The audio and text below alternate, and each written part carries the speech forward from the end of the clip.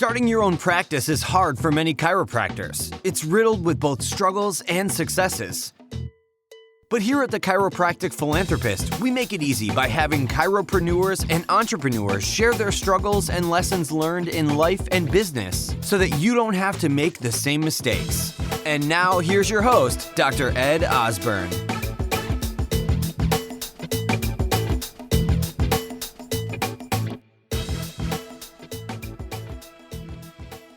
How much better would your life be if you could practice by choice because you had multiple passive streams of income supporting you?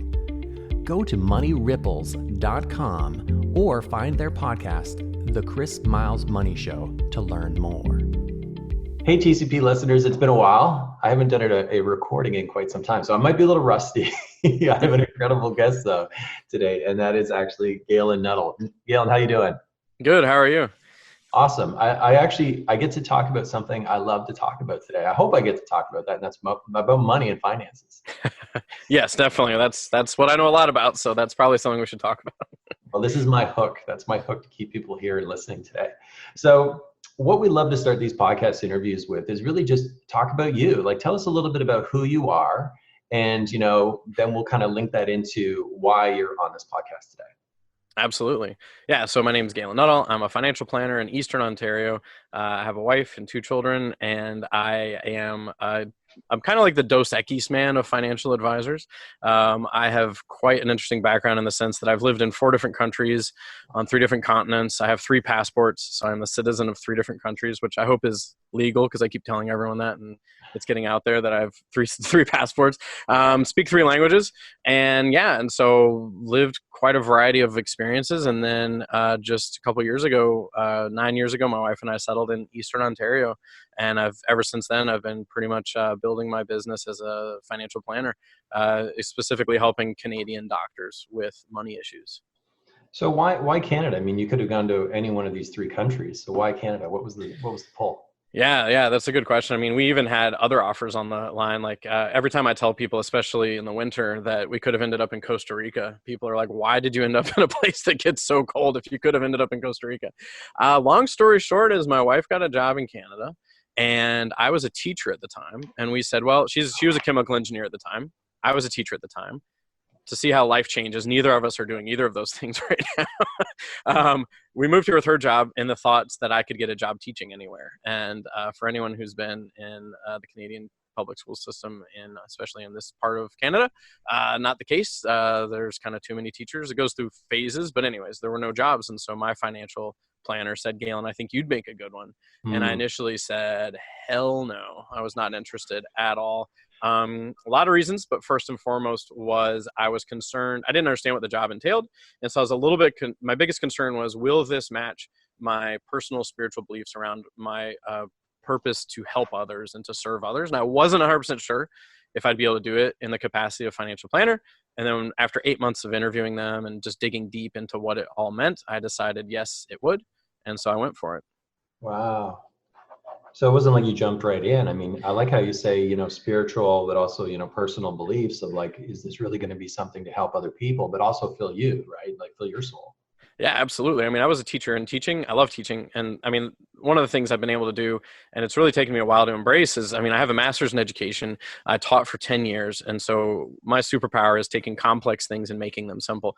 And I did not realize how helpful that would be in this position.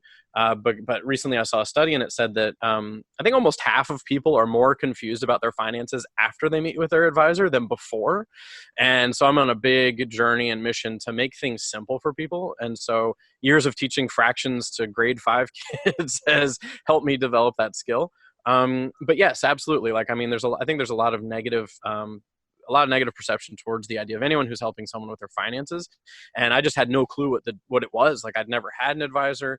I had read tons of books on things like investing and personal finance, but I had never had one. And so that was my biggest concern. And so, yeah, it took me 8 months to really get to the bottom of everything and say, okay, I really think this is a good fit for me. And I mean, I didn't want to commit to it unless I could do it with excellence. And the other thing is, I mean, I am building my own business. I do find my own clients. That was my other concern. I'm not from here. I didn't grow up here. I didn't go to school here. And, when I started, they said, well, just call everyone you went to school with and see if they'll become a client. Call everyone you played hockey with growing up. And I'm like, I didn't do any of those things. Like, I'm not from here.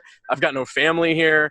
I'm starting from scratch. And so a few key friends just gave me the confidence to say, yeah, this is going to work. Yeah. I got to tell you, I mean, like, to me, I feel like one of the most challenging jobs and like positions, careers in the world is like to be a teacher, number one. And the second one is probably financial consultant. Yeah, like, don't take the easy road. no, I'm like, well, but you're still a teacher in essence. I mean, that's still what you're doing. Oh, yeah. And, I also appreciate too, is that, it's not a comfortable conversation for a lot of people too. Is to really talk about finances is something that people want to just kind of keep their head in the sand, or maybe that's just the impression I've had speaking to multiple different people. Oh no, yeah, rampant. Yeah. Oh yeah. I was talking to a client a while back, and she gave me what I think is the best analogy. She said it's kind of like when it comes to money, a lot of people are sick and they know they're sick, but they don't really want to talk about it. It's almost like it's a very embarrassing disease. Like, imagine, and this is the example she used, and it works really well. Imagine if you have explosive diarrhea and you just don't even want to talk to your doctor about it, right? It's like, I don't want to tell anyone that this is happening. And the reality is, I mean, like, people don't go on social media and write, oh, I'm clueless about money, I'm way behind in life. Like, no one just bears their soul around money. It's like, what are those top 3 things you don't talk around the dinner table? Like sex, money, and politics. So it's in those top 3 of you just don't talk about it. And I'd say that my perception, having done this for a few years, is that potentially doctors are in an even harder position because they're usually short on time. So they don't have a lot of time to figure out on their own what they should be doing. Mm-hmm. They are targeted, and I will use that word targeted, by a lot of people. They get a lot of letters. I mean, my clients are always bringing me letters and being like, okay, I just got a letter in the mail. This guy's trying to pitch me this thing. Can you filter this for me? Is this good? Is this not good? Are we already doing it? Like, what does this mean? And I filter it for them. And then doctors also, I think, my dad's a doctor, so I grew up in this environment where I think it's hard to admit that you're not perfect at everything, or it can be hard for everyone. Like, I don't like admitting it. And so I think doctors, and a certain part of the training for doctors is to instill that confidence in people that what you're doing. So it's kind of hard to, in one facet of life, say, I really don't have a clue what I'm doing, but I don't even know who to talk to or who to trust around this. That's the big thing, is like who to trust, right? So. Oh yeah, I did a poll. So I just saw a study that actually matched the numbers I got for a poll that I did in a group of physicians and doctors in Canada. And I said, how many of you know that you need help, but don't know who to trust? And I think it was like 46% said, I know I need help, but I don't know who to trust. And then recently there was another study with a slightly larger sample, but not that much bigger. And it was very similar number, something like 50% saying, I know I don't have the time. I know someone should help me with this, but I have no idea who to talk to. Yeah. That's exactly what I'm hearing. Well, and even I felt the same thing. It's like, that's the big part of it, is the trust factor, because you're revealing you're becoming very vulnerable when you reveal all these things. One of the things that we love to start our episodes with too is also, some words of meaning. So, it could be an affirmation, it could be an original quote, some words of meaning that you'd like to drop on the doctors today. Yeah, absolutely. So one of mine that I came up with not that long ago is, if there's one, there's 1,000. And in my context, I came up with that when it comes to ideal clients. Like, I'm building my practice with ideal clients, and sometimes I'm putting a lot of work into it and I'm not seeing results. And then I will get one, and there's a kind of lizard brain in my brain that says, that's it, you're done. You found the last one, you're done. But then invariably another one will come along. So I always tell myself, if there's one, there's 1,000. And I think that applies to all sorts of situations. If there's one opportunity, there's 1,000. If there's, one ideal client or patient, there's another 1,000 out there. It's just a matter of getting in front of them. And actually, I'm going to throw another one out there because I can't help it. Another big one is, you win tomorrow, tonight. A big part of my life is organizing my life in a way to stay on top of everything. And I've definitely learned, if I take 10, 15 minutes at night to plan out my day, to visualize my day, it makes my days go infinitely smoother. So that's just another thing I'll throw out there. Yeah, I do the same thing every night. Yeah. I look at exactly how, not only what is going to happen tomorrow, but like, how do I want tomorrow to unfold? Yeah. Yeah. Who do I have to be? Like, what do I need to step up as to make tomorrow work? Well, I was meditating on having internet at 8 a.m. today, but that didn't work. 9:38. Did it? Yeah, it got there. It got there. So we got there. Awesome. I love those quotes. Okay. So one thing, we talk about with doctors too, and I mean, this is, we have this theme, which is, we are all more alike than we are different. And one of the things that makes us alike is we all eat the shit sandwich sometimes. So tell us about a time where you struggled, like and it can be personal, professional, it could be, health related, a time where you really just, fell flat on your face, and then what you learned from that experience, like how you overcame, but what you also learned from that, and how you apply that to your life or business today, or to help other clients. Yeah, absolutely. So I'll have to pick from a multitude. You threw out health and life. I mean, yeah, let me pick one of many. So the one that hits me hardest is a recent one, about a year ago. So I got my certified financial planner designation, which is like 1,000 pages of textbooks. And I don't love textbooks. I love learning. I love reading. I read dozens of books a year, or at least a dozen a year. And anyways, while I was in that, it was tough because I was having to step away from my business a lot. I was studying all the time. And I started just wondering, like, is this still what it was when I started? Like, am I still doing what I did when I started? And what I realized, so this is what happened. I started just thinking, man alive, like, because the thing is in my industry, there's so much misinformation out there. And I'll also be very honest, like, there are ways to win over business that are easy, and I consider them to be unethical. Like to promise somebody something that you can't deliver on, or to focus on tapping into someone's sense of greed or someone's sense of fear of missing out. When I go out there and watch the webinars and I look at everything, almost everything is either consciously or subconsciously geared towards winning people over through greed or fear of missing out. And I'm like, man, like, how can I keep doing this? And this is what happened. I'm at a yard sale a couple blocks away from my house. Someone is giving away financial books. And one of them is a very hard to find author, Nick Murray. He's an amazing financial planner author out of the States. And I love his stuff. I saw him speak. He's like my guru in this business. And I picked up a book of his I didn't even know existed. She was giving it away. And I think it's like $150 because it's out of print. I picked it up. I opened it the next day. And on page 4, it said, if you're not on a mission, you're going to fail. And I realized that I was completely disconnected from my mission as a financial planner.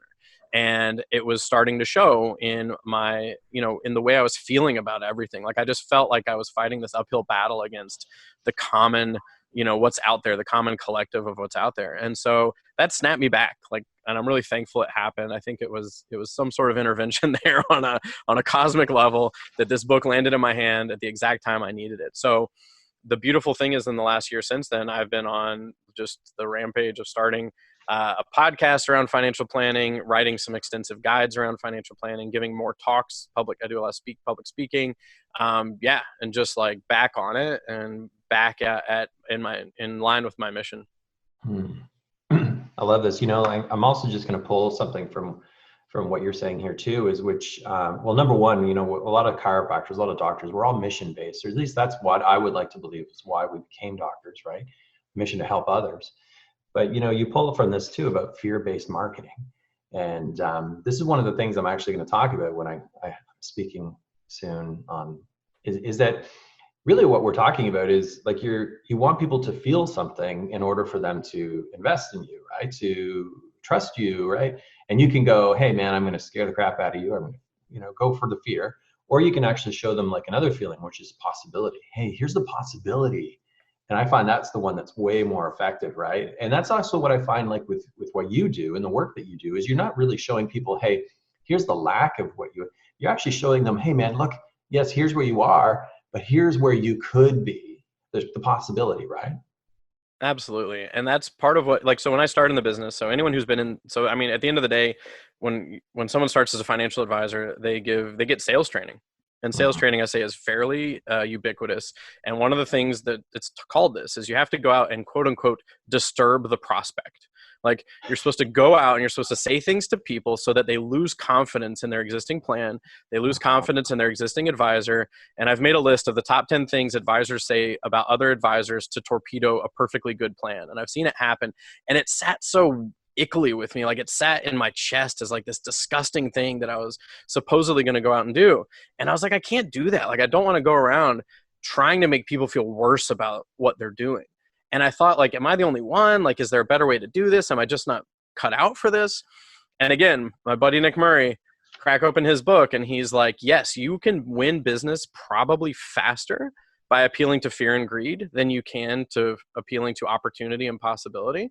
But the business that's going to stick, the business that's going to feel good, the clients that are going to love you are the ones who came in under that really honest, genuine, like, this is what I can do for you. And the other thing is, well, I'll get to it in a minute, but like, really at the end of the day, the thing that I bring to the table more to my utmost is that I care a ton about my clients. Like I wake up in the middle of the night with ideas for my clients. So, I'm like, should we do this? Should we do that? I don't lose a ton of sleep, but it's like, I'll wake up when I go for a run. I invariably think about my clients while my brain is kind of like in that state of thought and creativity. I'm thinking about my clients, what I can do for them, things I need to go and figure out. So absolutely. Like it's out there, this idea of fear of missing out and greed. Whereas, so I love the fact that you talk about this, possibility based appeal to people. Well, let's talk about that right now. I mean, let's tell us a little bit about what you do. Tell us about how you're helping doctors today. Yeah, absolutely. So, so there's a story I love to talk about, and it's an old story where there's a man, and so there's a policeman doing his night patrol, and he's going down a street with a street light, and there's a man standing in the street light looking for his keys. And the cop's like, hey, can I help you? And he's like, yeah, I'm looking for my keys. I can't find them. Like, I'm trying to get home. He's like, oh, sure, I'll help you. And he looks in the light. And so it's all darkness except for this one spot on the street. And after a while, the cop's like, are you sure you lost it here? Like, we've been looking here for a while. And he's like, no, I dropped my keys way on the other side of the street. And he's like, well, why aren't we looking there? And so, well, this is where the light is. And I feel like with the industry I'm in, there's a lot of light being shown on very specific things. And I'll just go ahead and be very specific about that. If I were to, my sense is from what I read and what in my industry and publications and webinars I'm watching is, if you went out and the average person thinks that where they're going to get success with their financial planning is a higher rate of return and a lower fee. And when I started off, like, that's what a lot of people were peddling. And I've looked at it and I thought, is that possibly my value proposition to find these things? Because it doesn't seem like that could be possible, because a robot could do that. Like, a robot could technically scan every investment in the world. You could get a machine to do it. And I was like, that can't be my value proposition, because I'd be replaced by a machine. So I studied, and I did not set out to do this. I did not become a financial planner with the hope of figuring out what was really important. But by meeting with behavioral economists, by reading tons of books, by studying case studies, by seeing my own clients, what I found was that light that's being shown, at the end of the day, there's people that are in that light that have no clue what's outside of it, and they're being blinded by it. And they think that's, the idea of, I remember when I was getting trained at one point, it was, hey, go out and find people, figure out how they're invested, and then find a portfolio that has if they're in a 2-star portfolio, you got to tell them this 5-star portfolio is better. And I was like, well, why is it better? And it's like, well, it's hard to explain, but it's better. And I was like, this can't be it. So my mission is to turn on the lights and be like, what is actually, like, light up the whole arena and be like, what is actually important? And so, to give a very specific example, they've done studies of people who end up successfully. So I'll just say one way to measure success is having enough money someday to flip a switch and only work if you really love what you do, and not work because you absolutely have to. Like, for me, that is a sign of success for my clients. If they want to keep working past a certain age, like let's say 60 or 65 or whatever, they'll do it because they love it, not because they're worried about paying their bills. The people who get there, the biggest factor is putting away money in the first place. Like, putting away the money is the biggest part of the battle. And a lot of what's out there would have people believe that that's not the most important part. It's the rate of return you get, it's the fee, it's it's all these external things, when in fact the number one determinant of success is an internal or a self-behavior thing, not some external thing. That's so interesting, and that's something that I've been focusing a lot more on, is just kind of putting money away, right? But then there comes the next question. It's like, okay, well, what do you do with it? Yeah, absolutely. That's trust factor too, right? I mean, and so is that something that you've helped, like, is that where you really come in and you just do a deep dive with doctors and you just go, look, here's everything that we, kind of like what we had, like, so when, as a chiropractor, someone usually comes in, they have a challenge, right? So do a certain amount of audit, you could call, or, you know, an evaluation, and then we give them a specific recommendation. I mean, that's essentially what you do as well, right? Yeah, absolutely. And that's a really good question. Like, so putting the money away, of course, being the number one thing, but there's another couple things that follow quickly in succession. So one of the biggest things I help people with is figure out a goal. What is the goal? And that can seem daunting to people, but it actually doesn't take that long. I've been doing this long enough that it's actually pretty quick to get to that. Also, that being said, is if I was interviewing a behavioral recently, a full one-third of people, even people who are saving or investing, have no idea really at the end of the day why. And that's fine, because it's kind of like, so you need a road trip, you don't know where the full friend. And so I meet with people and they're like, and financial plan organic, like someone will have a goal that changes over time. Did we lose connection or no?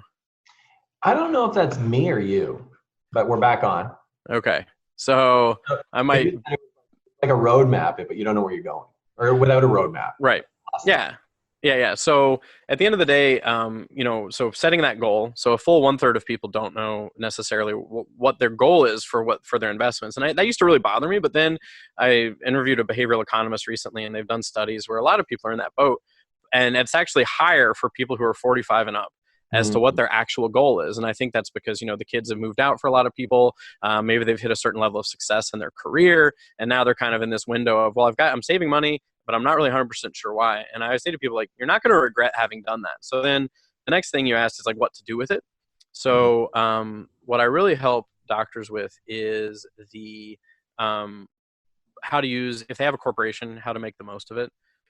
Yeah. So the next thing is tax planning. So, really at the end of the day, one of the big things I help people with is if a doctor has a corporation. What I learned was when I started as a financial planner, I brought on my first doctor client, and I started asking the specialist, I started asking veteran advisors, what do I need to be doing? It was really hard to get good information, because I think, again, where that spotlight is being shown is very much on sort of common problems or common questions that people have. Like, I'll just give an example. In Canada, we have two types of accounts for savings: tax-free savings account or a registered retirement savings plan. So TFSA versus RSP. There's tons of airtime given to that question. Whereas for a doctor, there's so many questions they need to answer before that one gets answered. Like, how do I pay myself?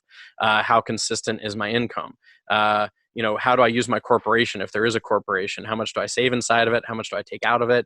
There's so many questions that, and those things change. Like in the last 6 years, I can think of 3 major changes that have happened in the type of planning I do for corporations. And so really at the end of the day, having an advisor that's staying on top of all that is worth more than anything, in my opinion, because it would take so much time for someone to really look at, if a do-it-yourselfer, I'll say, and I'm fine if people want to do it themselves. I have no problem with that, except that it would take a tremendous amount of time to build up the amount of information and the amount of experience that a full-time financial planner that's working in the corporate or working in the doctor market would understand. So maybe this is a controversial statement, but I don't like paying taxes. Yeah. I've never heard that. You don't hear people go, I just want to do my part. Oh, all the time. No, well, so, it's interesting because I've lived in 4 different countries, and each one of them had different tax things. In Canada, obviously, we do pay quite a bit in taxes. Corporations have been cinched a little bit in the last couple of years around how effective they have been at mitigating taxes. Mitigating is a word I use. It's a very catch-all, because as soon as I throw a word out there like avoid, that's not good. So mitigate. That being said, there are things people can do to mitigate taxes when they have a corporation. I think there's always going to be ways to do that, even if those ways change. And so for a lot of what I do with my clients, I hedge my bets, because what I have seen happen is I became an advisor, and a lot of people's accountants were saying, oh, we're going to do this forever, and it's going to work like this forever. And lo and behold, a change comes through that it doesn't work that well anymore. And so my job is to say, okay, this works now. Let's see how it works, but let's also hedge our bets in case it doesn't work in the future. This might also work, or this might also work. Like, that's a big part of what I do for my clients is we don't go all in on one strategy to the extent that we're going to get burned if it changes. Right. And I get, so here's what I'll say, the caveat, like salute to the tax man. I understand why we pay taxes, but I'm not a big fan of paying more than necessary. Because at the end of the day, a lot of people I work with, a lot of doctors I work with are giving a lot to charity. They are doing a lot in their community. They are giving back. And I believe that, if the Canada Revenue Agency, the IRS, they're never going to call you up and say, hey, you paid too much this year. We want to, I guess they would technically, but they're not going to say like, oh, you could have done this differently so that you had more control over what you paid. And that's a big part of what I'm about, is just having that control and just being smart about it. And so any doc who's listening right now that feels the pull, they can jump onto this, they can connect with you through this URL. And there's a gift here too. Like they can actually get some, there's a free training Absolutely. They get a couple free trainings, right? Yeah. So it's Galen Helps Docs. So Galen Helps Docs, DOCS.com. Yep. And yeah, so Doc, if you head over there, you can actually check that out. You can also head over to thechiropracticphilanthropist.com. We'll have a webpage dedicated to our discussion with Galen today. We'll have links to all the resources he's providing. And you can also connect with him. Hopefully we'll put just a place where maybe you could reach out and connect with him if you have any questions. I can tell you right now, I'm like this close, dude, to firing my accountant. Because I am just like, I'm like, hey, look, I'm like, if I could find someone who's like you, and who could save me $5, $10, $15, $20,000 in taxes in the 1 year, mitigate those taxes. Save, mitigate. It's worth every freaking penny, because but a lot of people don't even they just go, okay, well, here's my corporate tax return or my personal. And I guess there's nothing I can do about it. But I just say, well, they're not working hard enough for me. Yeah.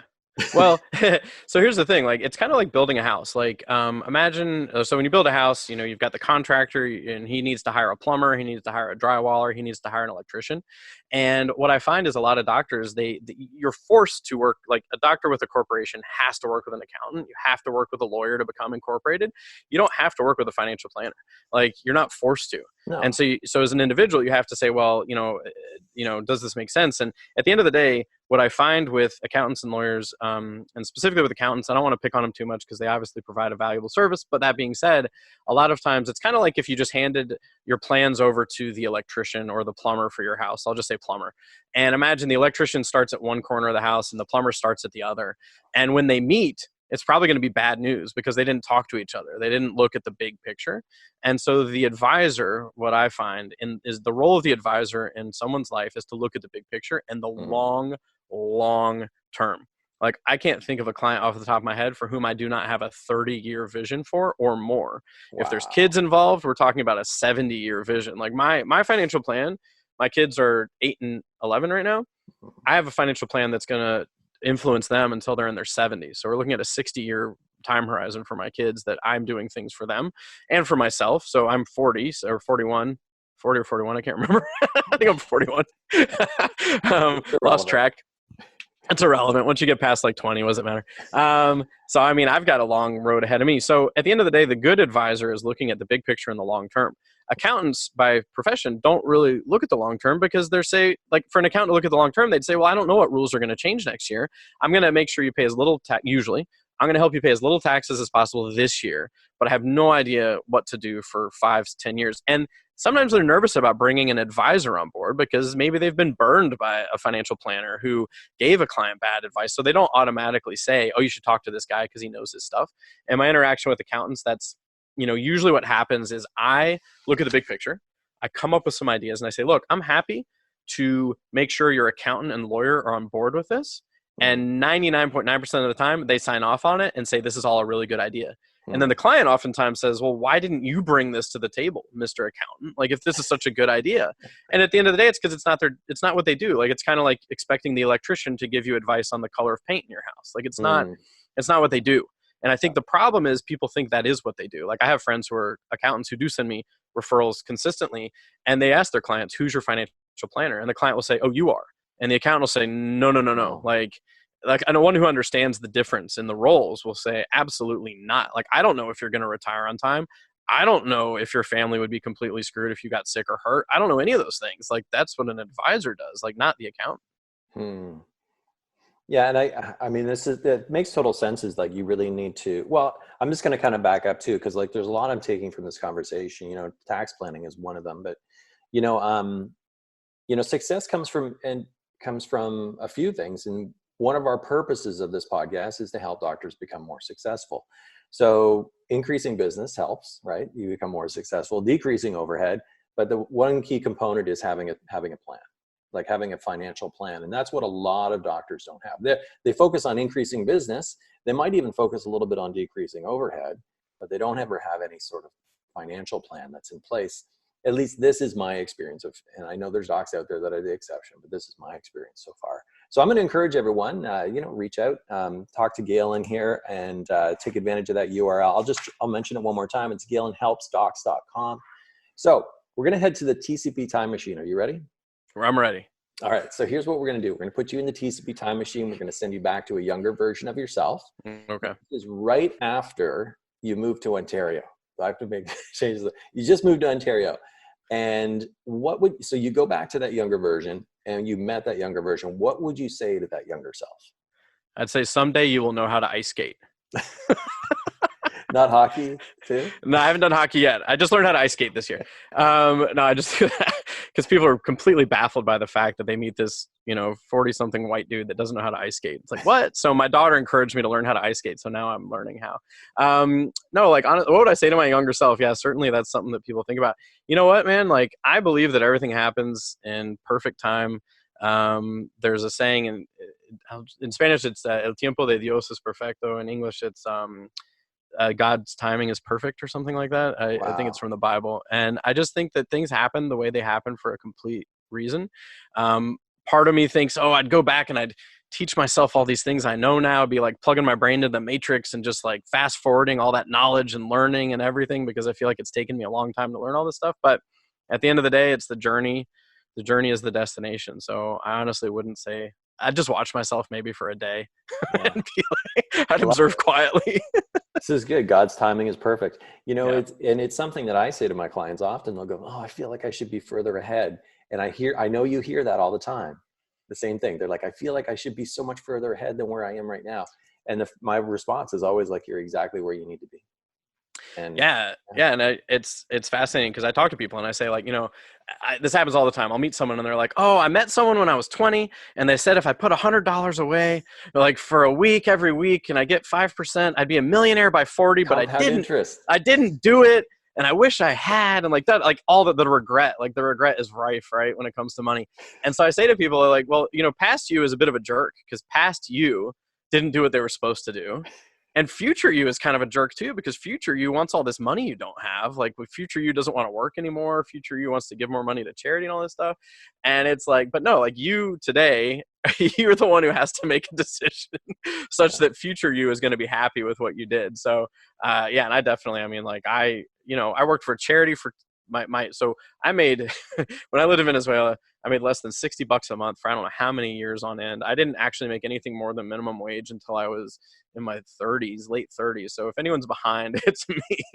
But I wouldn't change it for the world. Like I wouldn't change the 2.5 years I spent as a stay-at-home dad for the world.